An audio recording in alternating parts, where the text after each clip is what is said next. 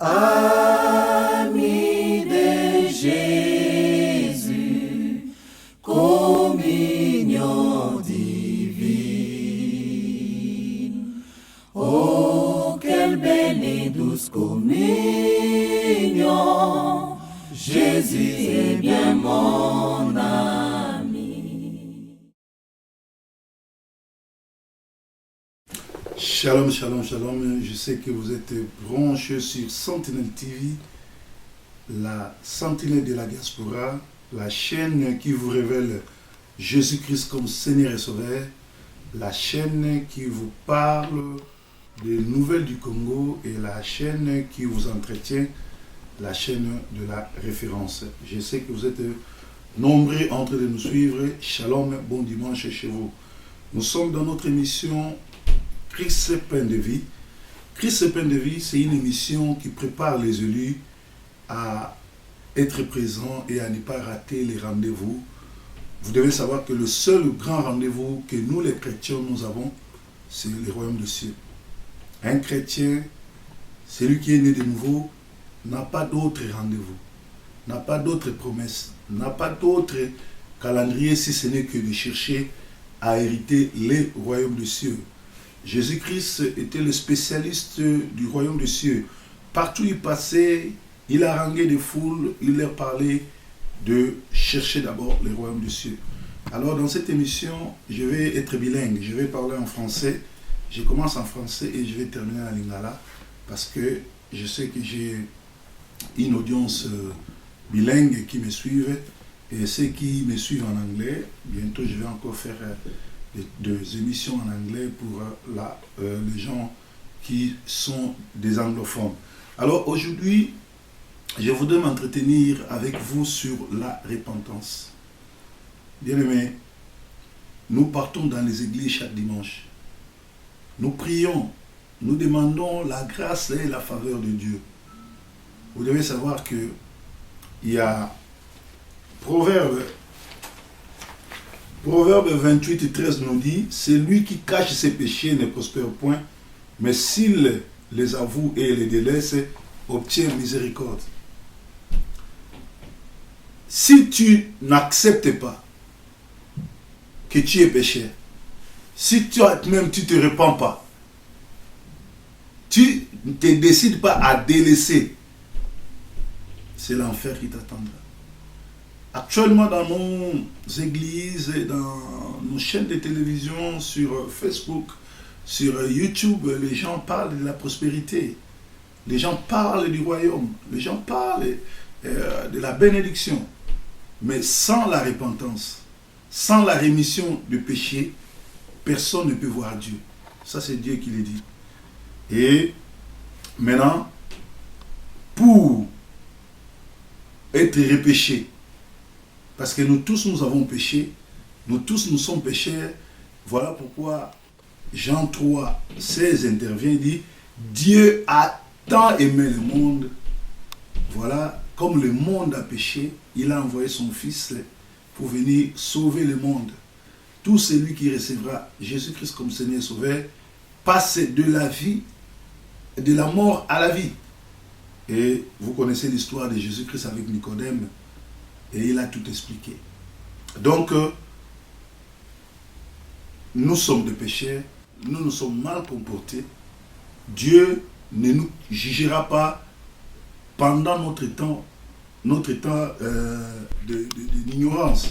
Quand tu es dans l'ignorance, Dieu ne juge pas tes péchés. Mais quand tu connais et que tu fais le pharisianisme, c'est à ce moment-là que Dieu va te juger, Dieu va te condamner. Alors ici, je vais parler sur la repentance. Interrogeons la Bible. La repentance, c'est quoi? Comment se repentir? Et si tu vas dans une église où on ne te prêche pas sur la repentance, c'est ce qu'on appelle la sainte doctrine. On ne te parle pas sur le baptême. On ne te parle pas sur la rémission des péchés. Sache-le que cette église n'est pas une bonne église. C'est une église perdue. Et tu passes ton temps pour rien. Tu peux dormir à l'église, passer ton temps là-bas.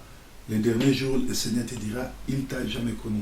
Nous allons lire Ézéchiel 11, 19 à 21. On nous dit, Je leur donnerai un même cœur et je mettrai en vous un esprit nouveau.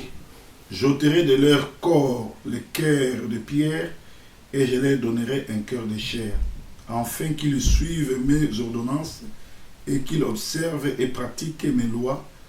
Et ils seront mon peuple et je serai leur Dieu.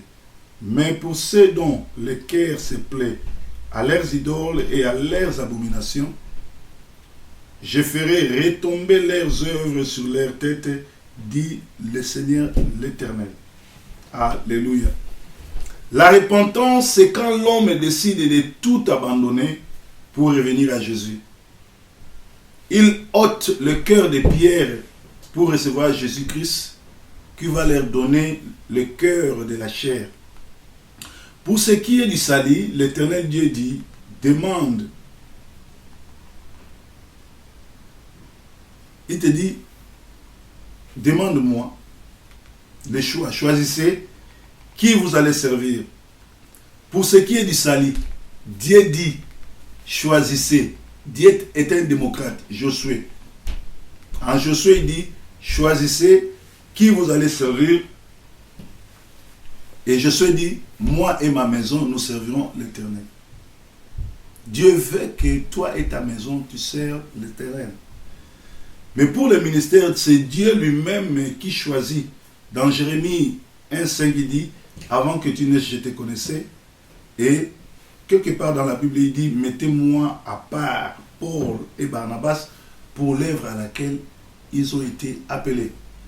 C'est-à-dire, la repentance, c'est quand l'homme décide d'abandonner le péché, de revenir à Dieu. Parce que la Bible dit, la Bible est claire, il dit, je leur donnerai un même cœur et je mettrai en vous un esprit nouveau. C'est-à-dire, dans l'homme, il y a deux cœurs. Si tu n'as pas Jésus-Christ comme Seigneur et Sauveur, tu as un cœur de la pierre.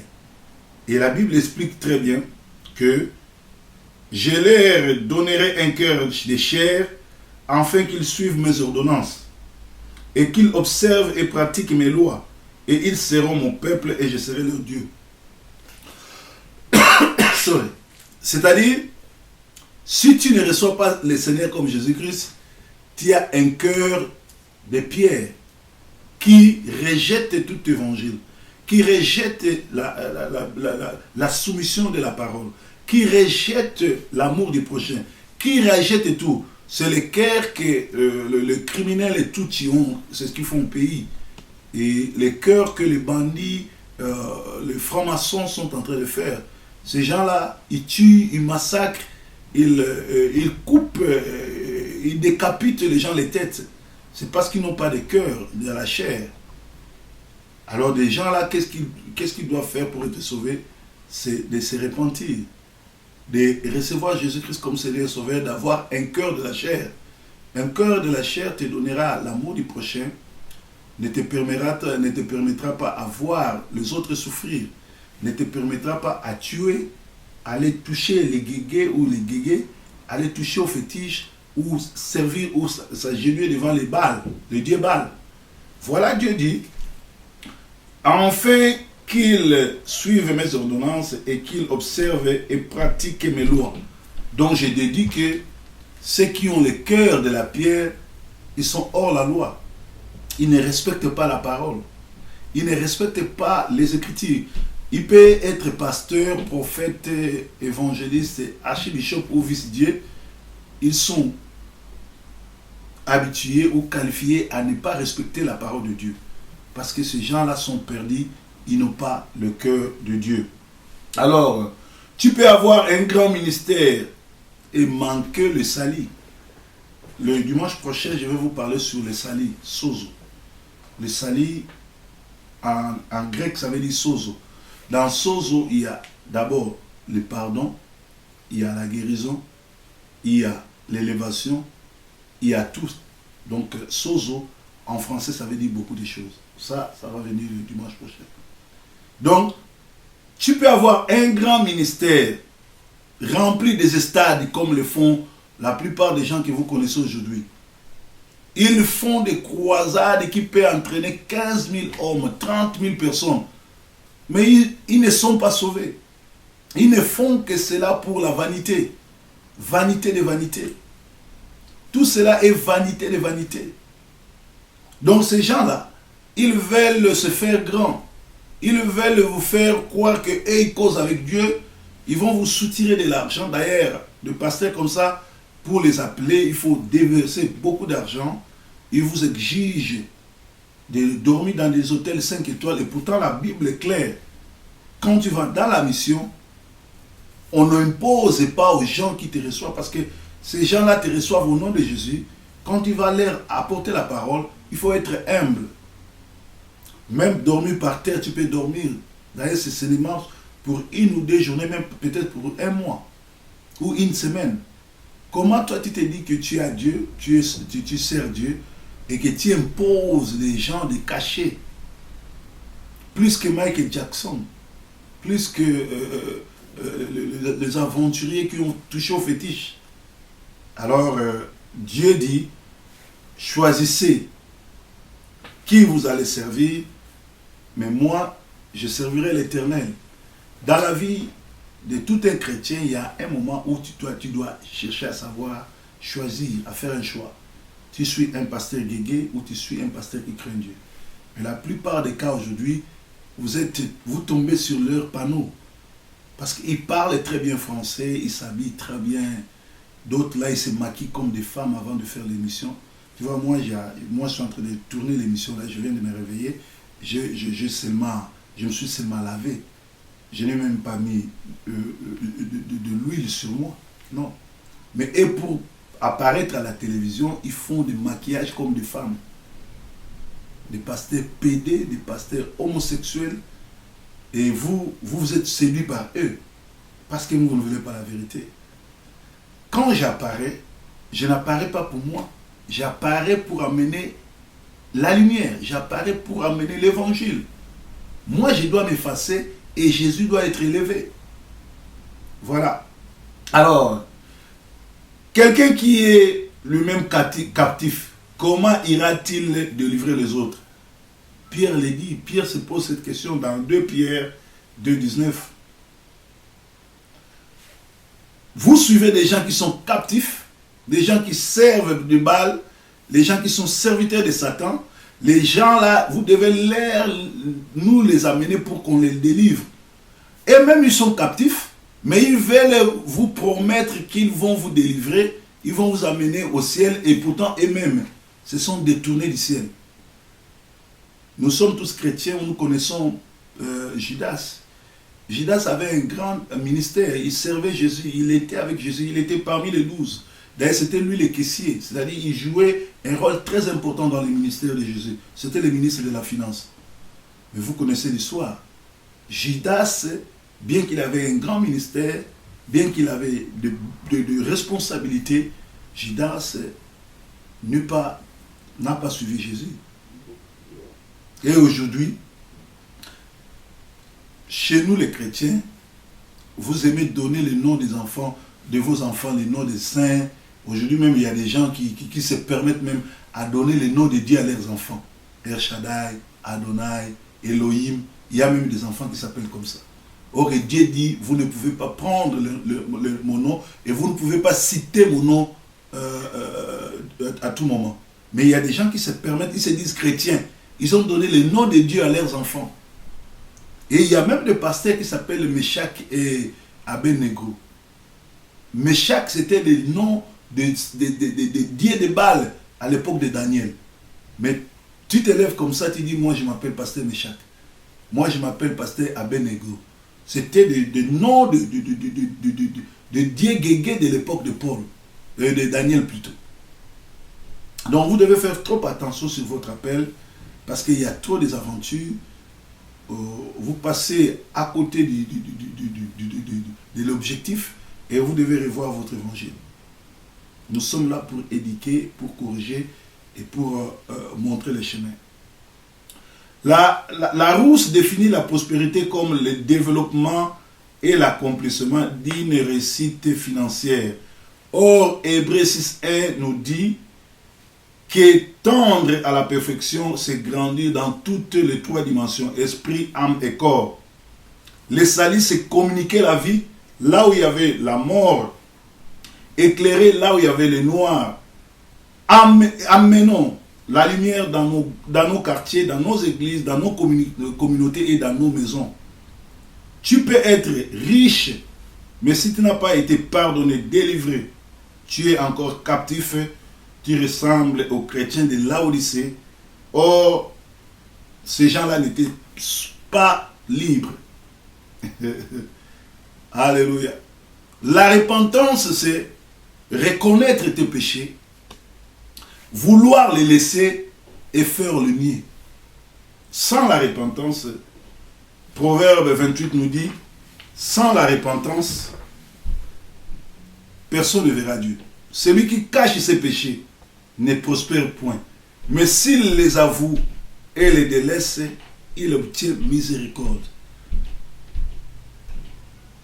Il y a des gens qui sont grands pasteurs, grands leaders. C'est lui le conducteur du chantre. C'est lui le conducteur, le chef ou le leader du protocole de l'intercession. Mais essaie de mettre une caméra cachée derrière la vie de cet homme-là. Tu verras que cet homme-là ne peut même pas s'élever à l'église. Parce que c'est un péché. Mais tellement qu'il est enflé de l'orgueil, tellement qu'il a un cœur de la pierre, de l'orgueil, lui se permet à vous manipuler, à faire du pharisianisme, c'est-à-dire ils veulent vous faire croire qu'il prie beaucoup, mais en réalité, il n'a jamais eu de contact avec Dieu, il n'a jamais eu de relation avec Dieu.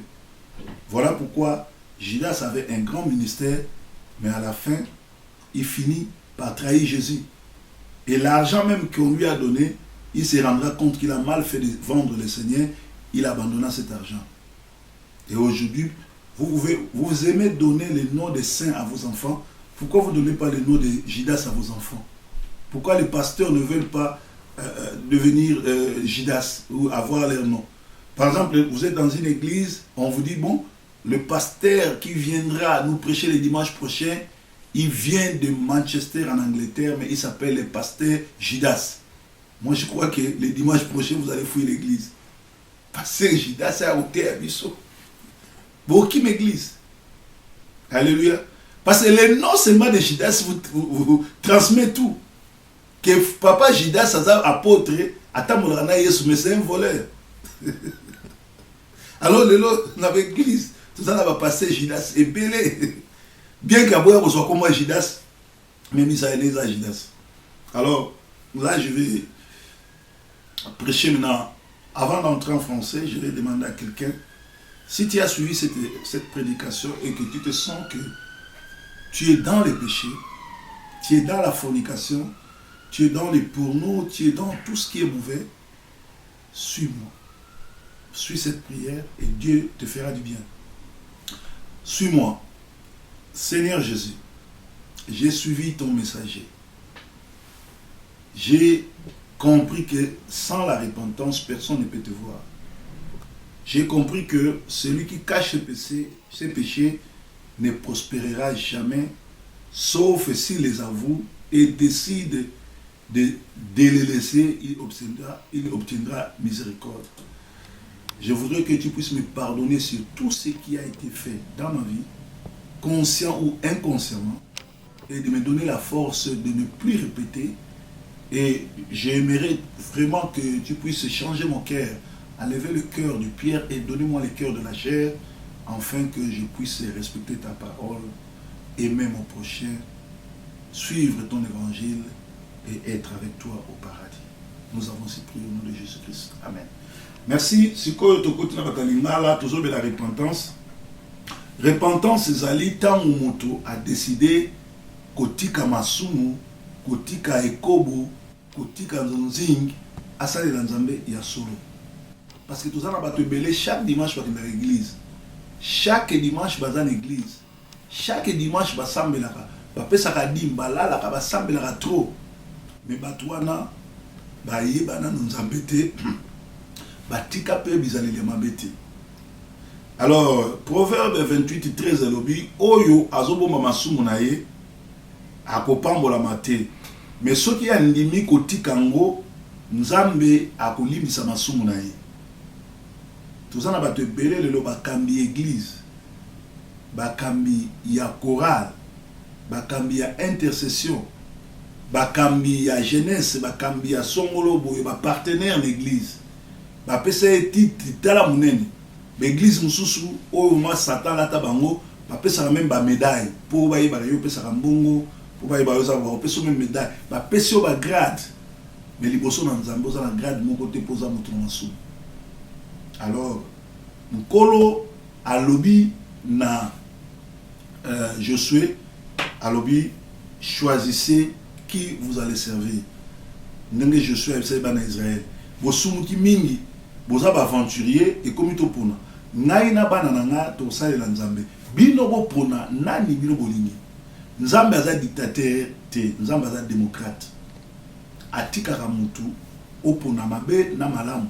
Mais yazo peso conseil opona malamu pour aimer mon alola. Nicodème na Jean 3 banana 1 tina 16 bazobeta tina 10 babeta so lisolo ke Nicodème azalaki moko ya ba kambia munene ya kolo ya l'église.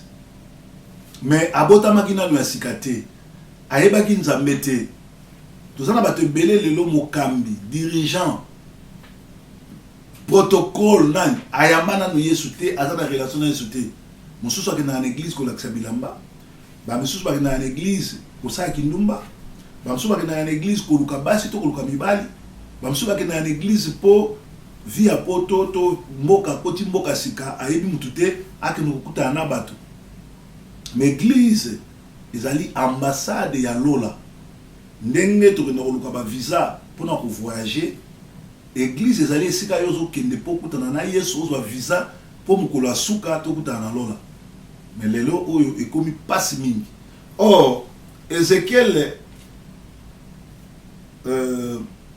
11 19 à 21 ezoloba elobi boye nakopesa bango motema ya malamu nakotia motema esprit ya sika nakolongola bango nzoto oyo ezali na libanga pe nakopesa bango motema oyo ya bomoto po ete bango balanda mibeko na ngai maloba na ngai e ba pratiquer maloba na ngai e na ngonga wana bakokoma peuple na nga e nga na kozala nzambe na bango eli koloba ke ezala bato ebele bakendaka na église basambelaka soki nano se repentir te soki nano oyamboli te ozali peuple ya nzambe te nzambe mpe azali nzambe na yo te toyokaka na bible babengaka nzambe ya Abraham nzambe ya Jacob nzambe ya Isaac nzambe ya Moïse pona nini po bato wana batambolaki na nzambe po koma peuple ya nzambe na ina episode kamoko mutu nyonso tu aza ekelamu ya nzambe nzambe mutakela ye mais azali mwana na nzambe te le fait akokende na église ezokomisa yo mwana na nzambe te po Satan apaki na l'église bandoki pe bakenda na église bandoki pe bakoma ba pasteur baza ba na nzambe te okokoma mwana na nzambe soko se repentir oyamboli mabe ozwi molimo na sika liloba na nzambe koti kati na yo ndo komi mwana na nzambe nzambe pa komi mwana akomi nzambe na yo or lelo bato ebele bazokende na église ekomi esika tourisme yango moni lelo bato bazosambela ebele mais bato bazobongwama te biso to voyageaka nga nazwa chance à voyager na 4 continents na ke ote ya sango malamu na mona makambo ya ndenge na ndenge oyo ezomona oye na église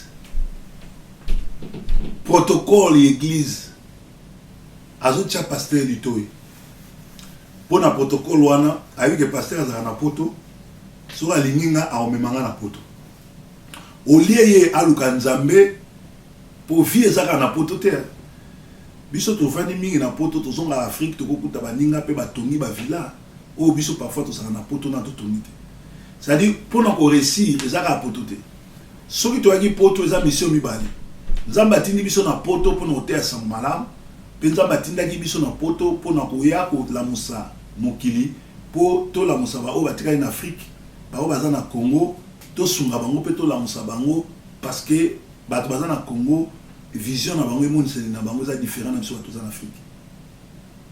Alors ndeko na ngai soki oyamboli masumu te, soki otiki Yesu agide vi na yo te, ata ozwi ba mbongo nyonso to eza na banque Angleterre oyeli nzambe okota lola te.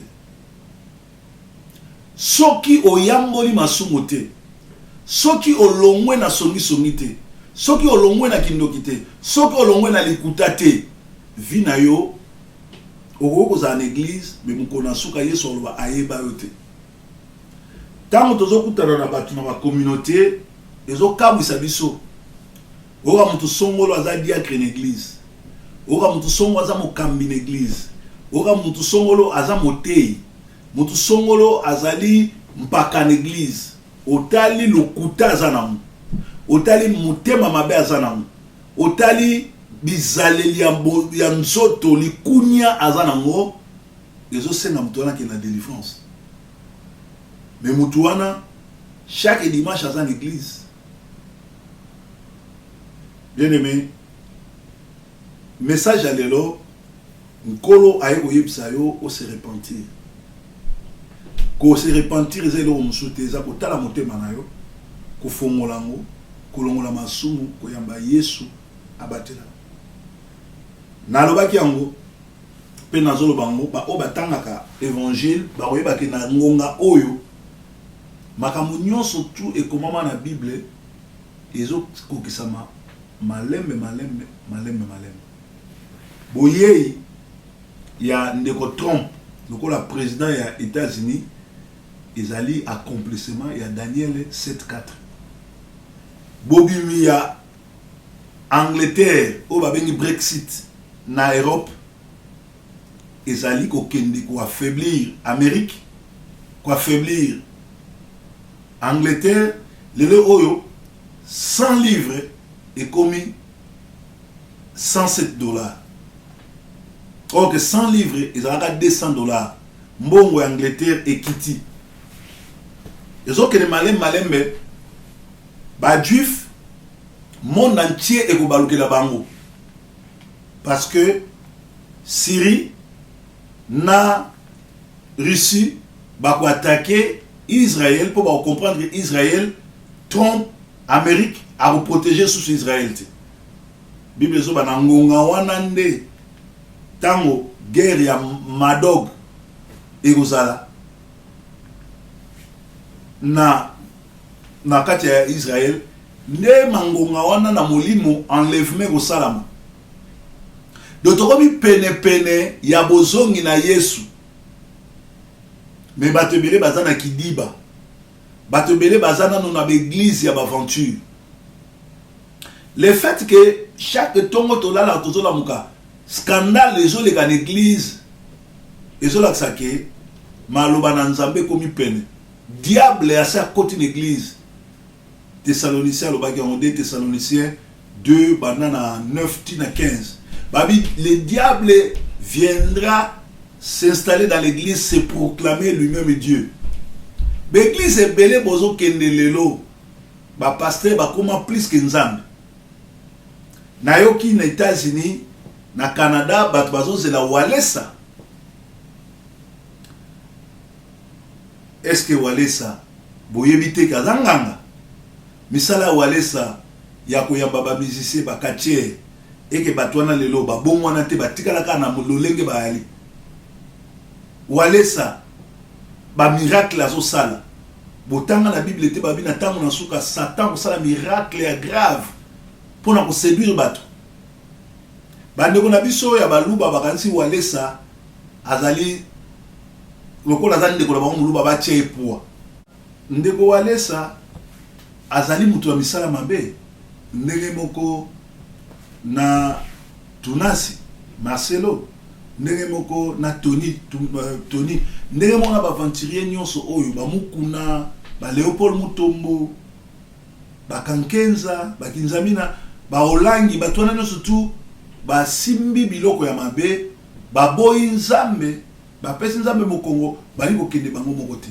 Lelo o ba yembi misala na bango komi poisa mutu lokola José Nzita ou bien Moïse Mbiye to Mai Kalambai baza ba disciple oyo Marie Misamu a gagnaki bango amemi bango na voodoo bato ande mwana bino bokanisi bazoyemela Nzambe ntango Mai Kalambai alobi bonganga na Nzambe eza te. Nzambe aza mokonzi ya banganga ntango ye azoba bonganga Nzambe c'est-à-dire asimbikisi po asala oyo azosala bolanda vi ya ndeko wana bomona ye na Thomas Lokofe ekobo ndenge moko batande wana nga banzembo na wana yokaka te. Alors bien aimé tolanda bato mpona apparence te. Éternité ezali mais éternité wana ekozala ou na lifelo ou na lola parce que tant tokokufa tokolata nzoto immortel après sokoza mutu malamu oke na lola sokoza mutu ya masumu oke na lifelo babi moto ekobanda kozika mikolo nyonso ndeko moko atindeli nga message lelo na tongo alobi malgré technologie ekoli lola ekozala ndenge wana bakochange yango te lifelo bakotia mpe nini te climatiseur te malgré technologie ekoli ezala mutu te aloba no nga lokwa na okendanga na lola na lifelo natinda deja basalela ngai nini climatiseur kuna po le moto ebando chauffe nga navanda kote ya clim eza te. Nzambe atindi basali ya ndenge na ndenge oyo ya solo bazoteya sango malamu po bamema bino na lola. Repentance ya vie ya mutu ezali très important parce que tobengami ba Kristo to tobengami ba sataniste likolo ya misala na biso. Bible lobi tokoyeba bango na misala na bango soko zali mwana na Nzamba solo misala na yo ekolakisa bato bakozala na esengo na yo bato bakomona makambo na yo mais soko lobi oza mwana na Nzambe eke yo moko oza mutu na misala mabe ozali mutu oyo masumu na yo ozolinga kotibola yango te masumu na yo ozolinga kotika yango te eza maoni. Bible lobi tobotami na masumu mais na nzela ya koyamba Yesu Christ comme Seigneur Sauveur eloko ya liboso alimisi masumu na biso mpe Nzambe na ngonga oyo yo oyebi nano Nzambe te olongola bazemi oboma bato osala mabe soko oyo oyambi Yesu lelo a effacé les tableaux abosani masumu no nyonso. Ntango akala ntango tozala kokola tozala komona bato bazobongwana ndoki nganga bongwami aye na instrument na ye alakisi nga nazalaki ndoki tala poso yango bango oyo naza kopumbwa napesi na église batumbi lelo bolanda batémoignage na bainternet na bato babongwami me wapi bamateriel oyo baza kosalela siki ndoki batumbi yango place nini misala na bango ya nkuku bilamba bapumbwelaka basinga baza nango bacontact bazaki nango monde de ténèbres batia yango wapi o nga nazaki 5e bureau ya Satan o nga nabota na nyoka o nga nasala boye o se repenta place ni ba délivrer yo place ni la même personne on savait nazaki 5e bureau 10e bureau 14e 20e bureau ya Lucifer mbala moko a témoigner lobi nango akomi prophétesse akomi pasteur muto oyo sabino nga nasanganaki na banguma nga nabotaki na nguma nga nabotaki na éléphant nga nabotaki na lion nga nabotaki na girafe place ba délivrer to monité lobi nango mbala moko akomi prophétesse na bino yo pozo landozo pese mbongo. Bible lobi mon peuple périt par manque de connaissance. Osée 4:6. Osée 6:4. Bozangi mayele, bozangi bososolisi, ekotindika bato bele na lifu. Yango nkolo atindinga na tongo na lelo, na yebsaye, Nzambe azotala masumu na yote. Na ngonga oyo zaki na ignorance, Nzambe akotala yote. Soko pesi bo moyinu pa Nzambe. Ondimi lokola Seigneur pe sauver lelo. Pe o décider ko tika makambo wana osala sute. Nzambe ozana. Lelo bandoki ba komonsa ndeni. Azane ndoki ayepe na église, mais avant kota na église, azuki ndoki ne abombi yango na toilette. Ou bien abombi yango na kwe. Akoti na église asambeli après azuki ndoki na ye, azuki ne na ndako. Ozo kosana. lelo zo kamwisa bino teke na bandoki na bana banganga na bana basorcier bato tout oyebaka na zando minene bazotalisa bato misapi bazoloba makamba bato bazangi bataki nkukusa bato bazaka komelisa bato bashashasha bato bazaka komelisa bato bapoudre lelo bakoma baprophétesse lelo bakoma baprophète bino pe bozolanda bango bien aimé bato ebele basi bapengwi bato ebele balingi na bango lola te baza na posa ya lifelo mais alingi kokende ye moko te alingi komema yo innocent. Alors apôtre Paul azoba nini to se délivrer na bato misala mabe na vie na yo mutu na mutu fo luka azala délivrer ya voisin na ya misala mabe. Ba français balobaka dis-moi qui est ton ami, je te dirai qui est tu es. Soko tangelinga komwa pasteur na yo na yo so ba démon bonyo za nango pe délivrance ni ozo senga. Tangelinga komwa pasteur na yo. Soko tangelinga ngana za monimi ya walesa na boyebiso délivrance ni fo sala pe na yo so ba démon ni ozo nango. Soko yebisanga ngana za monimi ya olangi na boyebiso combien de jeunes fo sala po o le kana délivrance. Mais lelo oyo lokwa na lobi boye bamsu babando fingo bamsu balobi azana na ekomi soko ozote asambala masolo okomi contre bato zana zuwa na ozana zuwa nini nganzamba apesanga bomoyo ngana yamba Yesu ngana solo la nzambe na zako na batela manzamba longola ngana mokili na masumu na yamba ye tolo baba bien matériel te po eloko leki boyambi Yesu zate vrai cadeau na monde entier ezali ko yamba Jésus Christ comme Seigneur sauveur. Vrai cadeau à moi. Parce que, oh, tout ça, on a mon kili aussi là. Et au tika, mon koloto kufa, ba okunda on est lamba moko, au tiki bilo on est mon kili. Mais, âme na yo so les a sauvés, ou que ko pe manalola. Bien aimé, repentance, et allez là comme mon fou, mon Christ union surtout, ata l'amour. Ata la vie naï. Repentance, et allez la rétroviseur. So zo kumba mutuka, au niveau que ni malam. Traka rétroviseur relaxa yo, ce qu'il faut freiner, il faut continuer parce que ça va pas dans la cime. Repentance ezali loko la thermomètre à vie na yo. Ba te belé, basi ba beba, basi ba kabwa na nzambe, ba lingi na bango kende bango mon côté. Alors, il faut faire peu trop attention mutuni yozola. Ngane na zaboy, c'est pas n'importe qui à cause à pasteur nanga. C'est pas n'importe qui n'a pas eu okaï. Parce que l'endroit le plus dangereux, c'est quoi? Les églises. Pour le diable, à côté d'une église, avant dit, à l'objet comme une zone. Bota na ba kilt, bota na ba YouTube, bota na ba télévision, pour le monde dans le lingue là-bas.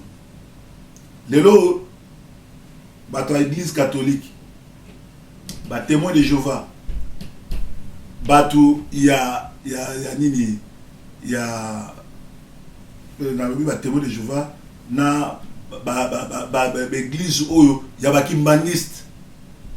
Est-ce que kimbangisme eza église ou bien ezali likopa ya bandoki? Parce que bandoki tout ya ba Congo na ya Kinshasa batonna na église catholique pe l'église kimbangiste. So bato wana nyoso bakendaka kuna ba esi bango fubola ta vert blanc. To éviter soki baza ba sipotera imana soki nini ba confondre makambo bale na makambo nzambe. Soki ba se repentir te, so ba yembi Yesu te. Ba keli felo. Mais ba tona ba passa tant na bango mo bima l'église. Ba passa fi na bango mo bima l'église. Ndenge moko na ba yembi oyo nyonso tout tangi ba kombo awo. Boki ko simba kisi po bosalela nzambe. José Nzita abomisi combien de personnes? Na tata na yena bandeko na ye aboma bango azwi nini na vie. Soko yo beta concert à Londres do bongi. Soko sombi mo voiture d'occasion do bongi. Ou soko tongi ata immeuble à 12 étages. Nde wana vie.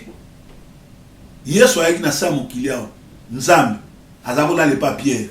Azaki na ndako te, azaki na punda te po à l'époque ya Yesu voiture Jeep ya Gaillard ya danger zaka punda. Yesu azaki na mote. Et ça enseignement ya kolobaka tout est vanité de vanité. Kolukate o amassé ba bien na mokilio, luka o amassé bonzambe, luka se repentir pour mkola suko kenalo.